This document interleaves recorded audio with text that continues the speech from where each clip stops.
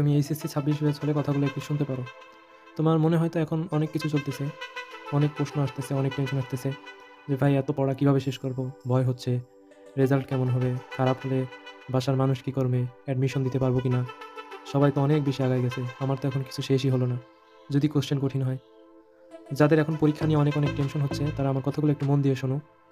আসলে তোমার এখন যে অবস্থা বাকি এইচএসসি পরীক্ষার্থীদেরও সেই সেমই অবস্থা। তো ভয় পাওয়াটা স্বাভাবিক। ভয় পাইতেছো মানে তোমার মধ্যে আকাঙ্ক্ষা আছে, কোনো কিছু পাওয়ার ইচ্ছা আছে।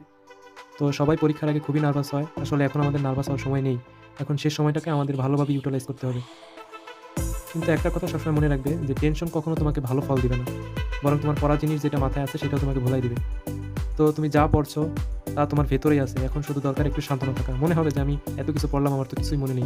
আমার তো এখন আবার শুরু থেকে শেষ করতে হবে। না, মনে আছে, কিন্তু তোমার এই শেষ সময় সেগুলোকে একটু রিভিশনের মাধ্যমে আবার মাথায় আনতে হবে। তো পরীক্ষা মানেই ভয় না, পরীক্ষা মানে নিজের চেষ্টা দেখানোর একটা সুযোগ। সবকিছু তুমি পারবে না, এটা স্বাভাবিক। কারণ সবকিছু সবাই পারে না। কিন্তু যেগুলো তুমি পারো সেগুলোই তোমাকে সবার থেকে খুব, খুব বেশি আগায় নিয়ে যাবে। তো গভীর শ্বাস নাও আর নিজেকে বলো, "আমি অবশ্যই পারবো। ইনশাআল্লাহ আমিই পারবো। আর আমি না পারলে কেউ পারবে না।" কারণ সত্যি কথা হলো যারা শান্ত থাকে তারাই পরীক্ষায় ভালো করে। তো তুমি একা না, তোমার সাথে রয়েছে তোমার পরিশ্রম, তোমার সাথে রয়েছে তোমার সৃষ্টিকর্তা।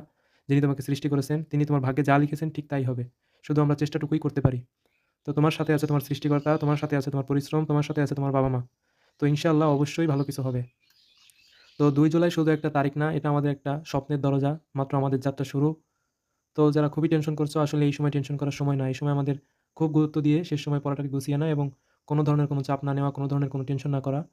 এই সময় কিভাবে আমরা আমাদের পরীক্ষাগুলোকে, অর্থাৎ পড়ার চেয়ে এই সময় আমরা কিভাবে আমাদের পরীক্ষার আউটপুটগুলো ভালো দিতে পারি সেদিকে অবশ্যই খেয়াল রাখা।